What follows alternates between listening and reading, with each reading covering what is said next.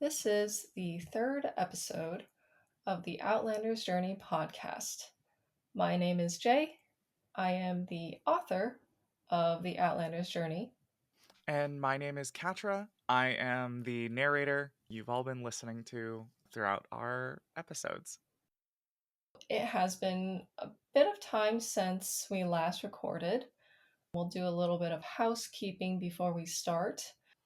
The Outlanders Journey has been on hiatus for a little bit of time.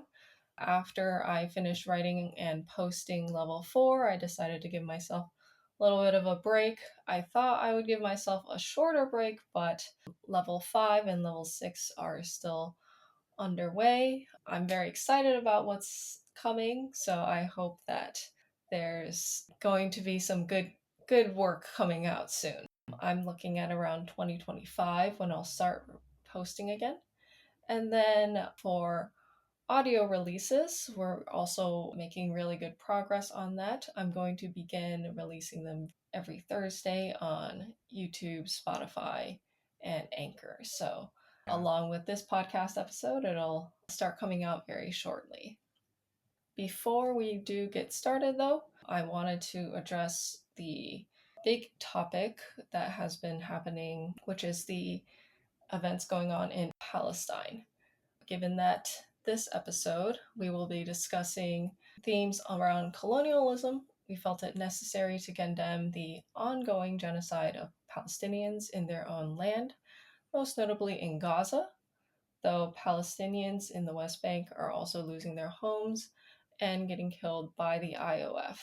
The United States government is not only complicit in the slaughter and starvation of an indigenous population of millions, but actively arming and funding Israel with American tax dollars. And because this year is an election year for United States citizens, it is vitally important that we voice our dissent of the current and what is likely the next administration's foreign policy. We will have links below on ways to help Palestinians as well as ways to boycott and protest. Okay, so given all of this, let's get started on discussing level 1. Hell yeah. The reason that we wanted to bring up the Israel Palestine issue for the obvious reasons, because we wanted to address the injustice that's happening, but also because the Outlanders Journey is story around colonialism. Mm-hmm. It is a story around 1800s America's manifest destiny. Felt necessary to address, what's happening in modern times as well. Yep. Colonialism is still very much present, and we are not living in a post-colonial world. We are living in an extension of the colonialism that has been present since time immemorial almost. But yeah, let's talk about level 1. At this point, we have all the characters finally meeting. It's very exciting. It took so long for us to get here, but the Yes, the gang's all the gang's all together. the Um gang's all together. It took a little bit of time, but I also wanted it to feel like, I wanted the two groups of people, Laurel, Bach, and Miley's group to feel like they're sort of organically traveling on their own, and then the Errol and Arc group to also feel like they're traveling alone. And obviously, the meetup would be inevitable, mhm. but I wanted to have them have their separate development on their own first.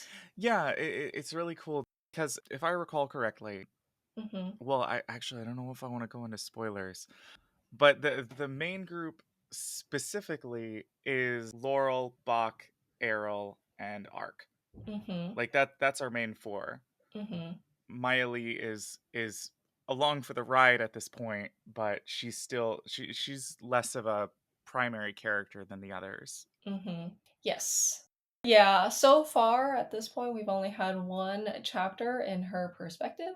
This was one of the Hmm. escape chapters in level 0, but otherwise, all of the perspectives have been Laurel, Bach, Errol, and Arc. Yeah. But no, it is cool that we're finally getting to the point, and it's like you said, they've been kind of going on sort of their own adventures, and establishing themselves in very different ways. They've been, Hmm. developing all these different, survival like you see the way that they interact and interface with the world around them is very different. So it is interesting that Hmm. we're now getting them together, and there is a little bit of friction at first Yes. between the two, because they do look at the world in different ways. Yes, yes. They've had very different experiences getting here. Right, yeah. And they have different priorities on what they're trying to Hmm. accomplish on this journey. I really enjoyed writing level one and just sort of slowly getting them to meet. One of my readers kept going like, "Oh my god, is this the moment that they're going to meet?" When Laurel decided to go into the temple very briefly, and she also thought they were going to meet when like Laurel's group passed by Ellie but didn't actually go to Ellie. So I thought it was kind of funny. There were so many possible moments where they could have met. Yeah. For me, this was the level that really got me. It's the level that in some ways I wrote before level 0. Yeah. If I ever share my earliest drafts of the Outlanders Journey, I actually started writing this before I wrote level 0. I Oh, wow. didn't have any sort of backstory for Laurel at the time. So it was for me writing out the introduction to the group of orcs who, as I was writing them, and in the early drafts, I was like, wait a minute, these are like basically indigenous groups Yeah. who are getting their land stolen. And also dealing with we can get more into this later. I didn't think it was a coincidence that one of the issues that the orcs are dealing with is the spider plague, which just happens to have the same like initials, if you will, as smallpox. Mm-hmm. Mm-hmm. I was like, SP. I wonder if if Yeah, there's a yeah. connection here, because I assumed that's essentially what the spider plague is meant to be a metaphor of. Right. Yes. Very much so. It's meant to signify the many, many types of warfare Hmm. that the white people engaged with the indigenous population in Yeah. America. Harkening more towards the D&D side of things, one of the more quintessential experiences of playing D&D is killing a bunch of orcs and goblins when you're low Hmm. level and just building up that XP, leveling up, things along those Yeah. lines. I don't know if that's the experience you have with your D&D, but I have killed a good number of orcs and goblins in my games at this point. Yeah, I mean, I've unfortunately played a lot less like at the table as I'd like, but then you can also, of course, Mhm. play games like, Baldur's Gate 3, for example. Like, you fight a lot of goblins in that game. Oh yeah, yeah, yeah. One thing that I do at least appreciate that Baldur's Gate, and I think this kind of gets into what you're getting at, is like, at least in that game, there is a level of, you can talk to, like, these aren't just like mindless like monster creatures. Like, you can talk to them, you can Mhm. interface with them, and you can do all this stuff that like that was something I thought was cool that Baldur's Gate 3 did. Not to like get into a side tangent about some other media. This is supposed to be about the Outlanders journey, but No, no. I mean, I could talk about Baldur's Gate all day. I also really appreciated that little aspect of it. I know yeah. there's like this goblin child that you can talk to. Listen, all I'm saying is that Saza is best girl, and Yes. anyone can fight me on that. Yes, yes. Yeah, I also appreciated that about Baldur's Gate, and this is also not to diminish the adventuring experiences of like D&D parties where like, the goblins and the orcs are just monsters. It ultimately depends on the table that you play at. Right. One of the first D&D campaigns that I played in was it was a very cool setting. The DM made it like a lost setting Oh, where cool. you're on this piece of land and you have no idea how you got there. In our story, we didn't have any sort of plane crash or anything like that. We just woke up one day and we were just in the middle of this land. And Hmm. part of the campaign involved exploring and expanding your control of the land outwards Mhm. and slowly figuring out like why you're here, what's going on, things like Yeah. that. But a big piece of that also meant that if you were going to expand, you were going to have to kill off the monsters that were along the borders of this land. And then the last thing I did before the pandemic hit was there was this big army of orcs that were about to come and raid the little like town we had established. Mhm. And I remember back then thinking like, it's always interesting to think about like, there's these huge groups of people that decide all of a sudden to raid you. I was like, what if they're raiding for, a justified reason in their minds, of Mhm. course. That, what if it's like in their perspective, like they just see a bunch of people suddenly appear on the land and like, why are they in our land, Yeah. So I brought that idea over to the Outlanders Journey because the orcs in the Outlanders Journey are conducting regular raids on Ellie for supplies, essentially. Yeah. They have made themselves very much an enemy of the army of New Everlon, but Ellie was established atop the land of the orcs. Yeah, the orcs have been devastated at this point. This is Hmm. really like the last resort sort of behavior Right, because they've exactly. been pushed to this extreme. Yes, yes. And I was trying my best to be very like careful Mhm. with my depiction of them. I think in general, like the depiction of indigenous groups in fiction has always been a little bit shaky. Yeah. I have a tendency to think about like Avatar or Pocahontas, Mhm. Dances with Wolves, those kinds of Yeah. stories where like the indigenous groups are depicted. There's obviously indigenous depictions where they're just depicted as pure savages. Yeah. And then you'll see like in cases of like Avatar, they get swung all the way to the other end. Of like noble savagery. Yeah, like they're very noble. They're like one with the land.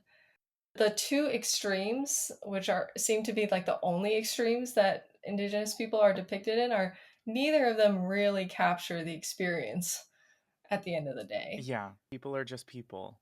Mm-hmm. Yeah. One thing I decided to do for this story was I wanted there to be a very wide range of indigenous populations in the exact same way that in America there were so many indigenous groups. Yeah.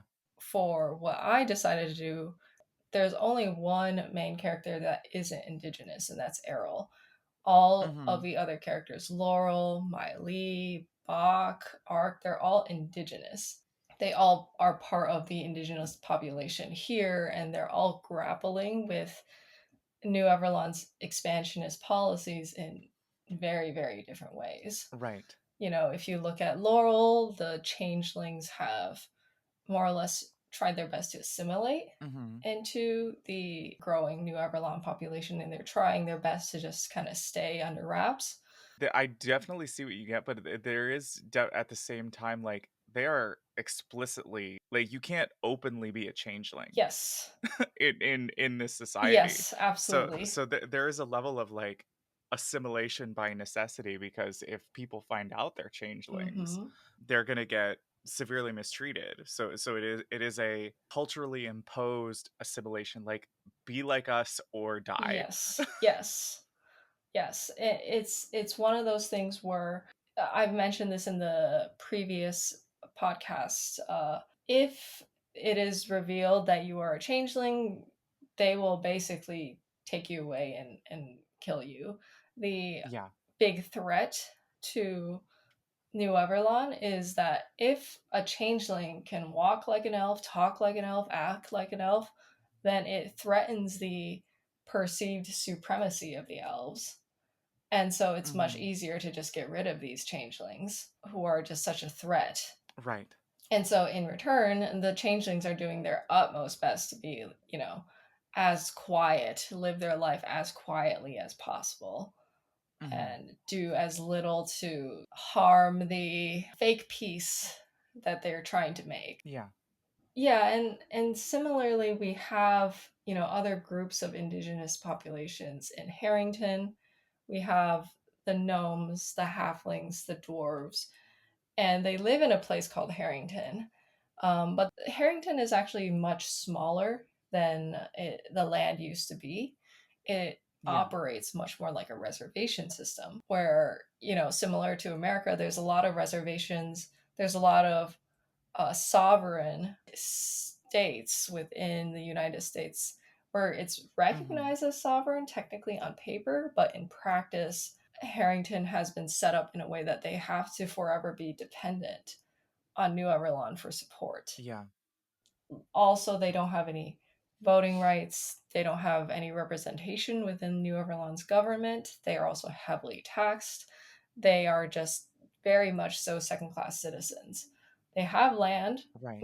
but they're second class citizens. ARC's population, or ARC's group of people, are obviously the Aarakocra, who honestly, the independent nation of the Aarakocra is a very complex nation on its own. Hmm. It is at this point even larger than New Everland. Because it just expands so far north. And the population includes almost every racial class, but primarily the Aarakocra.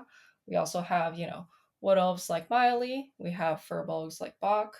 What's interesting about the history of this quote unquote nation is that it's very much a new thing. Before the existence of the INA, the independent nation of the Aarakocra, it was just known as the Forest of Sylvanus. Right.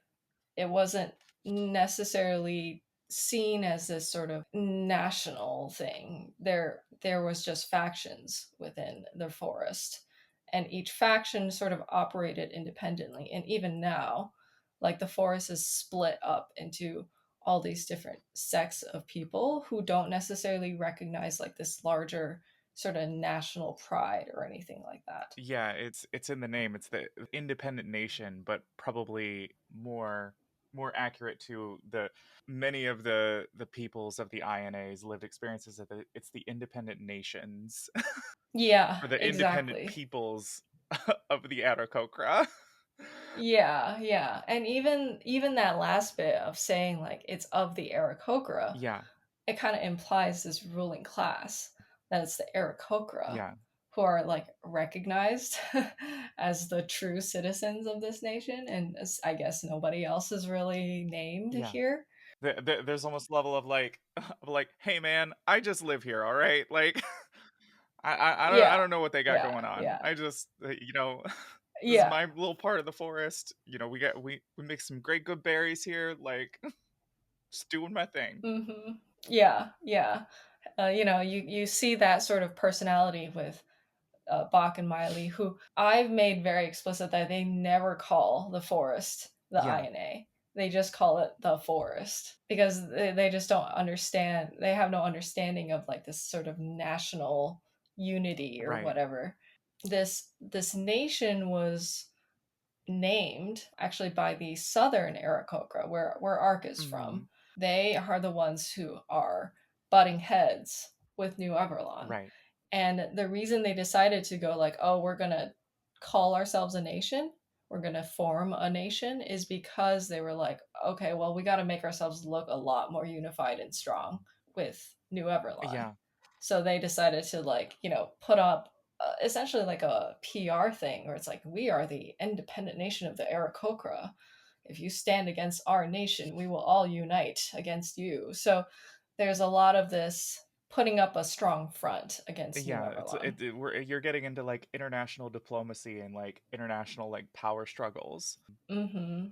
Is a level of like presumably especially the southern Aarakocra would have seen like what New Everland was doing and be like, okay, we need to organize, we get these New Everlonians, they're doing, oh wow, look what they're doing at the Great Plains, that's really not great, don't want that to happen to the forest, so we got to like Yep, put up a solid front before they get here. exactly. Exactly.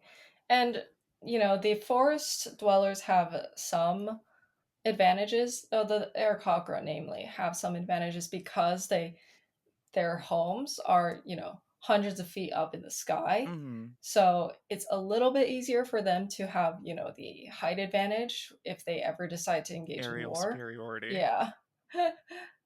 But New Everlon is growing with Mm-hmm. power. Their advancement in, magic technology and stuff is growing quite rapidly. And at a certain point, even the INA is going to acknowledge that, we're not going to be able to keep up. This is part of the reason why they decided to actually form an alliance with New Mm-hmm. Everlon. They were willing to capitulate a small piece of their land if it means that New Everlon doesn't encroach into their land. So they were willing to say, like, here, we'll give you some land, which you're going to use to build a road. And in return, please don't come into our land. You can take over all the other land, just not ours. So that's actually where the sort of issues started happening with the orcs in the Great Plains, because, the orcs weren't very aware that there were these elves, and in many ways they also had an alliance with the forest dwellers, and there was some understanding that there would be some protection Yeah. that they would receive from the forest. But as soon as these elves came, the forest people were like, put their fingers in their ears and just go like, la la la, we don't know anything about this. We're not, you guys are not forest people. We're not helping you. Right. And yeah, it's unfortunate because at the end of the day, the people most at fault are the people committing the genocide. And, the INA, it recognizes that they're just not strong enough to go into war with New Everlon. Right. And they're not going to risk their own survival for that sake.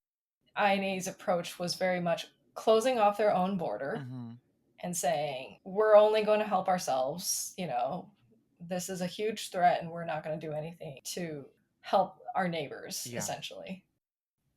And then finally, we get to the orcs of the Great Plains themselves. They're so fun. I love them. I had a lot of fun writing them. I don't know about you, but like orcs are one of my favorite races, not just to play, but Yeah, no, yeah. they're freaking great. Yeah. They're so strong. It's really fun to play They're them. wonderful. I love doing all the voices for them because I do just get to like been getting to like play around with a lot of different voices. For I try to do different voices for all the characters obviously, but like Mhm. the orcs, it's very much like okay, well, I'm trying to essentially give them all something approaching an accent, Yeah, yeah, right? yeah. Because it's like, well, these are all people because all the other characters that we've met so far, by and large, they all come from very different backgrounds. So I do try to make them sound like pretty distinct from one another. Mhm. And the same with the orcs, but it's a level of like have two different voices that sound like for one of the books I'm going to be narrating pretty soon. Mhm. I have to do a posh British accent for the like overall narrator voice, but for one of the characters Uh-huh. I'm also having to do a posh British accent, but a specific person's posh British accent. Oh, So wow. it's like the narration voice and the character voice in that case, they're both posh British, but they are distinct from one another. I love when I get opportunities to do that, where it's like, okay, I'm gonna like hone in on a specific like accent or sound, and then Right. make different voices within that accent. It's always a really fun thing for me to be able to do. Wow. That I don't know. I have no voice acting experience. That sounds really hard to me. Doing two separate It posh is. British accents. Yeah, no, a lot of the feedback that I get, because it's such a trope, right? And so I have some of my British friends, especially British actors that I'm friends with, be like, please listen to this, please give me feedback, and one of the consistent things I always get is, yeah, no, it's very good for an American. Yeah, I've gotten a lot of it's passable for an American, Yeah. which, you know what, I'll take it. I'll take it. You know what? Passable is way more than I can do. That if I'm listening to it, I'm probably going to be like, "Oh, that sounds great. That sounds exactly like how I picture a posh British person." Yeah. I'll send you an audio Oh, sample please, please. after we get done recording this that Yeah. you can listen to. Yeah, that would be great. And Yeah, and I think it's like listening to your voice work on these orcs, it's so much fun for me. Your voice for Ernog is great, I'm glad. and your voice for Elder Lasha is great. Elder Lasha is one of my favorite characters as well. So it's just so much fun Mhm. to see you breathe life into these characters and give them such personality in just their I'm voices. I'm glad you appreciate it. Yeah, it's I think it's one of the things that I consistently get as like positive feedback on my Hmm. voice work is like, I because I do. I feel like especially in like audiobook type settings like it's a lot easier to follow along with when suddenly everybody sounds distinct. So it's Hmm. you don't always need to when you're listening, like I don't want you to need to hear so and so said. I'm still going to include that obviously because like that's in the narration. I'm Right. narrating the whole thing.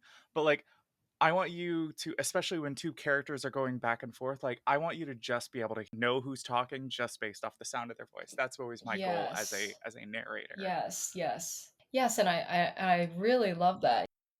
I hope you're having fun with all these different characters. Sometimes I get worried because I'm like, oh my god, I have so many characters. I am so much. But yeah, it's with the case of the orcs, I also did want them to have like a slight accent, but not too much because at the end of the day, they still speak Sylvan, which is the language of, the Yeah. forest.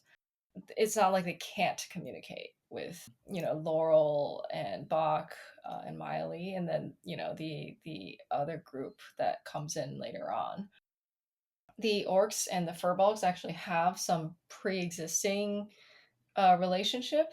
They have this almost symbiotic relationship where the orcs subsist off of the bison that roam these lands, whereas the furbolgs are the ones that are actually looking after the bison during various seasons. And because there's like this understanding between the two groups that they both rely on the bison in various ways, that they almost kind of see this camaraderie between one another without necessarily having too Yeah. much, direct interaction.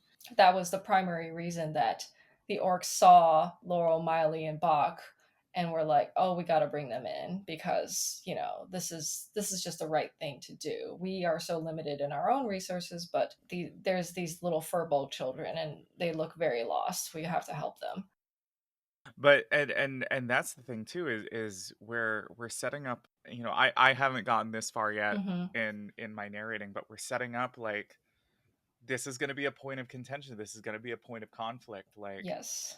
we're already seeing in within the first couple of chapters of the next level, there's starting to be some suspicions Yes. about the furbolgs that are traveling with these orcs. Yes. Yes, because Laurel can kind of get away with it, even though he doesn't act very Furbolg-like. But Maya Lee as well, she has just like this Yeah, little disguise self hat. It's not going to do very much at the end of the day. If someone just looks right. really closely at her, Yep. really scrutinizes her, they're going to find out. Yep. And I'm really interested to see what all happens when we get to that point, especially because like Maya Lee, she's an elf, like, and she's a wood elf, but it's still Yep. there's a level of, and that's gonna be another thing that I'm looking forward to because like we do have the high elves and the wood elves, and it's like there's a bit of a, well, you're all elves to me, like. Exactly. Yes, very much so. And it's not like there's a huge distinct difference Hmm. between high elves and wood elves in terms of appearance. Wood elves are a little darker skin, but it's not necessarily something that would be easily distinguishable if someone looked, especially if someone doesn't have that much exposure to seeing elves and Right. high elves and wood elves. Yeah, and in terms of the politics of the orcs, the reason they're obviously combating with New Everlon is over the land of Ellie. Ellie is an essential piece of land for the orcs because it basically sits atop drinkable water in the Right. winter. So it's very, very vital for them in terms of survival. They're a group of nomadic people, so they live up in the north during the summertime, and then they come down south in the wintertime to stay warm and also have access to like plenty of drinking water. They are also following the bison, who are also coming down Mhm. south during this time period.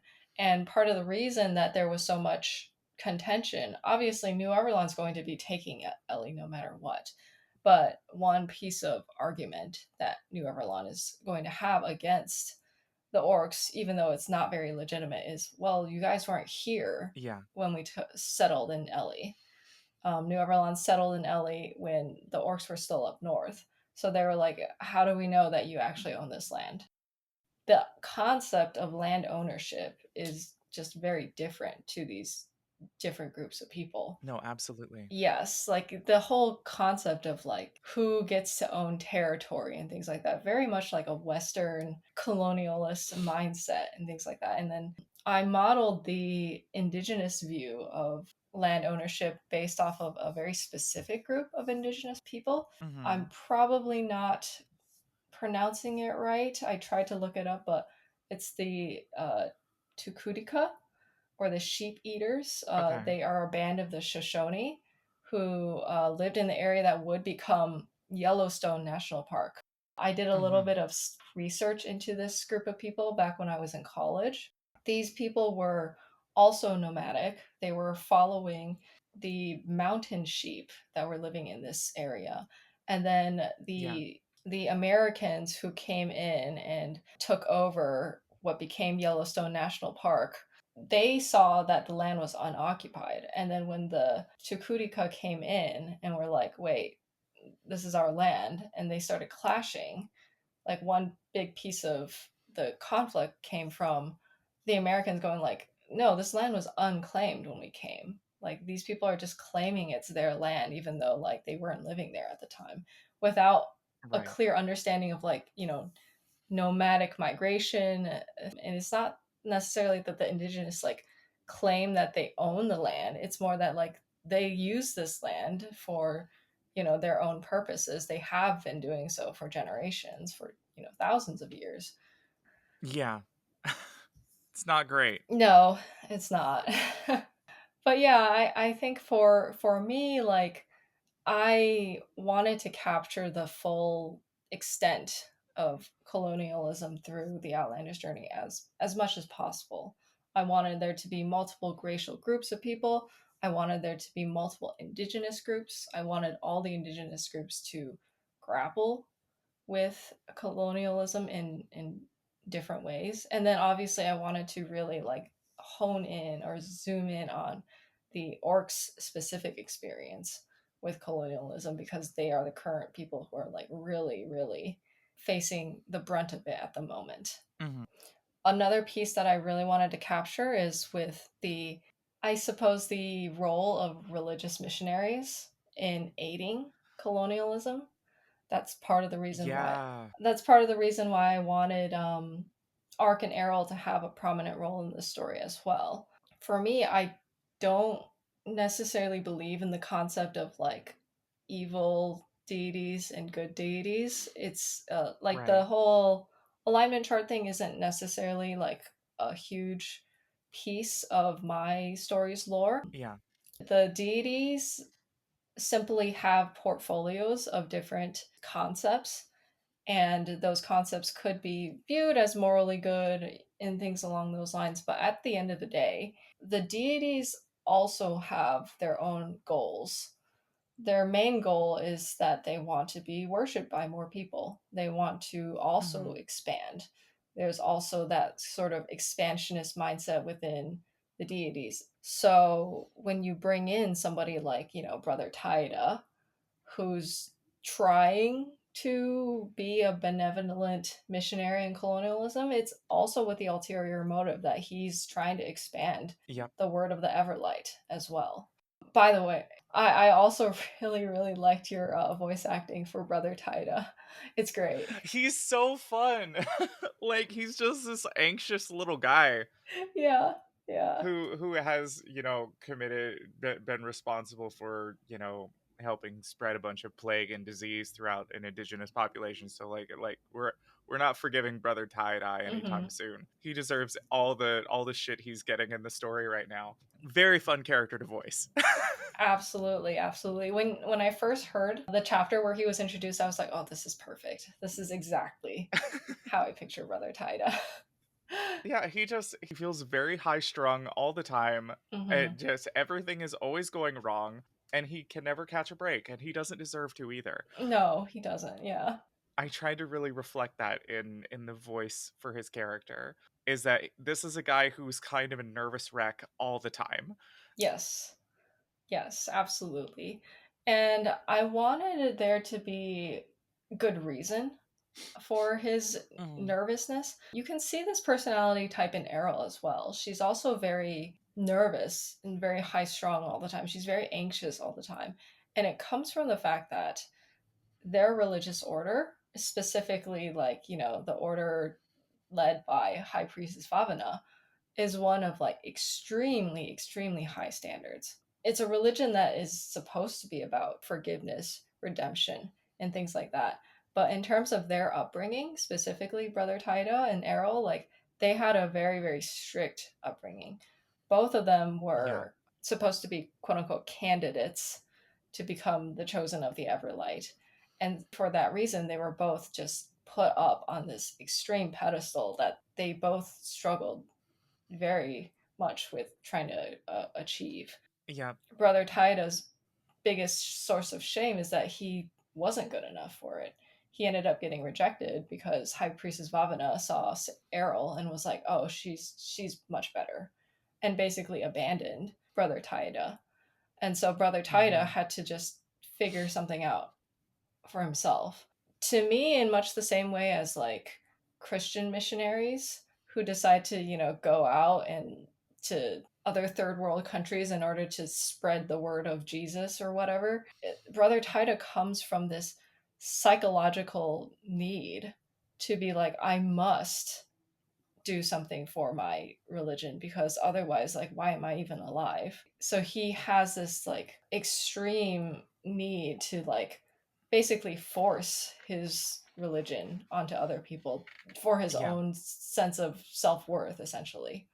Yeah, you So can't be here doing he is that, like bud. traipsing into um yeah, traipsing into genocide essentially, and going like, hey, this war between the two of you, why don't you not do that? He has such a naive view of what's Yeah. going on. And I wanted that reflected in a little bit of his language. If you reread the passage where he's like describing what's happening with the orcs, he's using very like toned down language. He's using a lot of euphemisms. He's describing it as a war rather than, a massacre. And he's also obviously bearing the lead and not saying the parts where he was very much at fault. He also talks about the orcs like they have no idea what's going on. He talks about the orcs like they're these like naive savages who are just, why are they so angry all the time? Yeah. Well, I don't know. I don't know, bud. Maybe because you gave them all smallpox. Yeah. And I wanted Ark and Errol, as a result of seeing this, to begin questioning their role here as well. Like, why Yeah. were they sent here? Why were they sent to help Brother Taida? It doesn't seem like they're actually doing quote unquote good things the way that they thought they were. And that sort of character arc is going to continue through the rest of the levels. It's going to be interesting to see like where Errol ends up, especially because she's the one who's like, oh my god, like this is what I've been raised since childhood to do. Yeah. There's a level of when the internalized propaganda meets the victims of that same propaganda, like Yes. how does someone reconcile with that and then grow and ideally grow and change as a person and recognize the system they've been a part of, the system they've helped uphold, and how to do whatever you can to make it right. Mm-hmm. Yeah. Errol has like this very difficult line to thread. And I wanted there to be some contrast between her and Hmm. Ark because in many ways like Ark is just a newcomer and for whatever reason, we don't know yet. The Everlight decided to pick Ark over somebody who's been training her whole life for it. And Ark, in many ways, gets to sort of be a prophet almost. He doesn't have to abide by the same rules that Errol was raised in. He Yeah. gets to sort of set his own rules and operate under his own instincts. And we'll see how he does as well as this newfound cleric of the Everlight. Might see how his specific, relationship as a cleric of the Everlight, like, grows and changes over time. Because, like, Yes. to put this back in D&D terms, like, clerics' powers come from their relationship to their specific god. So we Mm-hmm. can we can see how that develops and changes over time. Yes, Um, yes. It's currently unclear, if the Everlight approves of what Brother Tida is doing versus if she approves more of right, like helping the orcs and combating, the massacre that's happening. So at this point, right, Ark is kind of navigating blindly, not sure which path is the best for. right. I also wanted to talk a little bit about the story of Laurel, Bach, and Maya Lee, who I would say face a much more dangerous journey to get to where we are now. They basically were on the brink of starvation the entire Yep. time, which I always thought was funny when I was writing it because it's like, oh, I'm writing a Laurel chapter where they're like literally dying. Oh, back to the Errol chapter where they're like taking a bath and really enjoying their time, things like that. It creates a really interesting contrast, and it goes back to, like, what I was saying earlier, is the very different paths that these two halves of the adventuring party have taken to get to where they are now. um Mm-hmm. it's it's a really interesting contrast and dynamic, and does seem to already be informing some of the tension between them as they both figure each other out, and, eventually, move forward and have to start working together. Yes, yes, very much so. In the case of, Laurel, his utmost priority at this point is getting the two kids home. Right. He doesn't really think about anything else other than that. He basically threw away his entire life for these two kids. And now, because he's made this investment almost, that's all he cares about now. Right. And he's willing to go to some pretty extreme things just to ensure that that happens.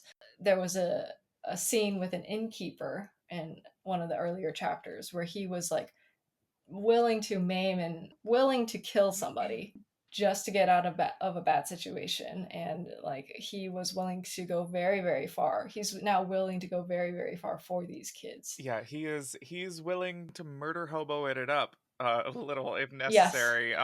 yes, yes, exactly. In almost a Yes, literal sense of the term, yes, because yes, they are homeless right now. yes. And you'll see, like, he made a deal with Errol to be like, I'm more Mhm. than willing to abandon these orcs if it means that I get a slightly better chance at sending these two kids home. I mean, what it is really is, it is a scaled down version of essentially the same thing that the INA is doing. Mm-hmm. If you really think about it, you've got basically, whether it's, one person saying, "Oh, I've got to look out for my family first," versus, like, Mm-hmm. you've got the INA as like, okay, well, we have to look out for, our own borders, because Exactly. we've got New Everlon is coming and manifest destinying all over the place.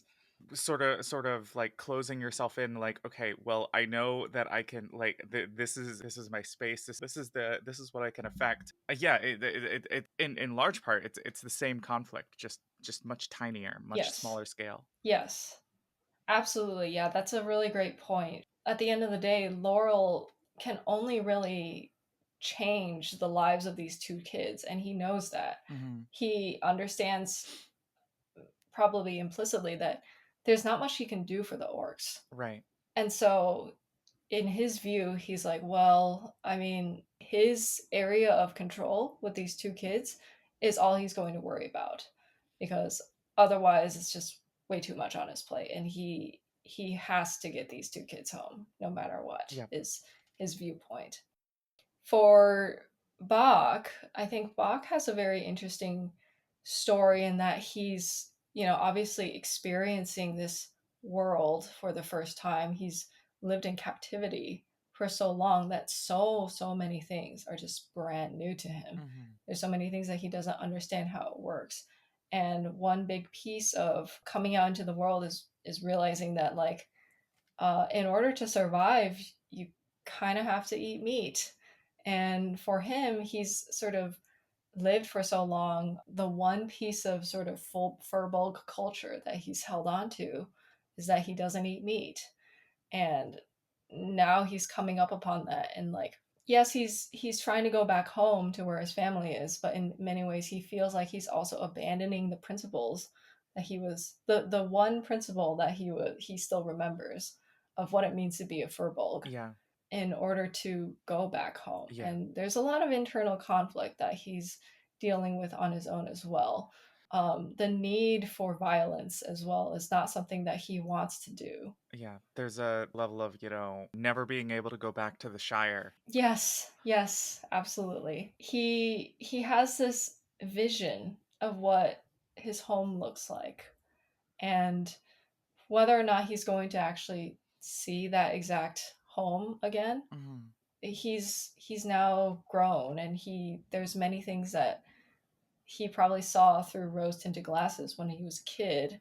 And with New Everlon encroaching, it's not like the Furbolgs have much stability in their homes either. There's going to be a lot of change that's going to be happening. That he will never go back to what he remembers of his childhood anymore. Yeah. And there's a big tragedy with that as well. Yeah, and even if it wasn't for, New Everlon encroaching, there is just a level of like Bach internally has changed. Like you can go back Yeah. and everything else could be the same, but you've changed. Bach has Mm-hmm. changed. So it will never be the same. Yeah. It can't be the same. Mm-hmm. And it's but it's more than just Bach in this case, because we do have New Everlon. We do have all these other outside influences as well that are also like Mm-hmm. changing the conditions of the furbolgs. But uh it's Yeah. it's an interesting dynamic, um Yes.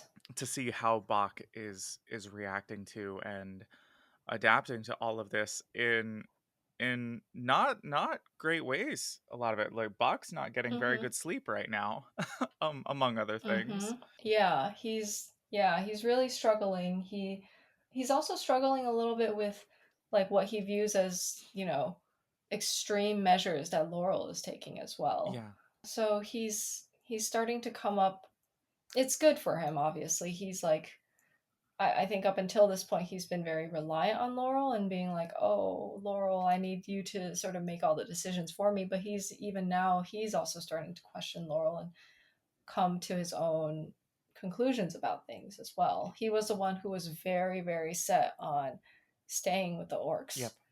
Um, and I think that was a good decision for him to, like, try to make on his own. There's a lot of, like, reclaiming of agency that Bach is slowly doing, Yeah, and as the story we'll progresses. we'll we'll get to see, I think, a lot more of that with Bach's character, and who Hmm. really is Bach at the end of the day. Yeah, yeah. Bach probably doesn't even know the answer to that question right now.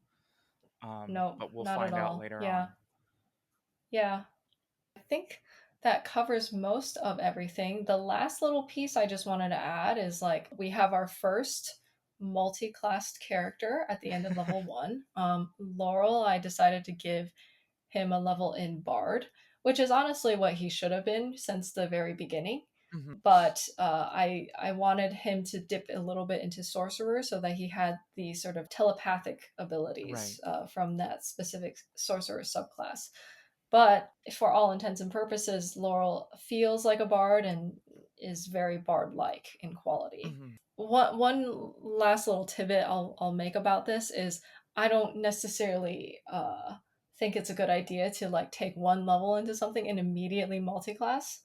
It makes your character just feel slightly underleveled in, like, a real D&D campaign.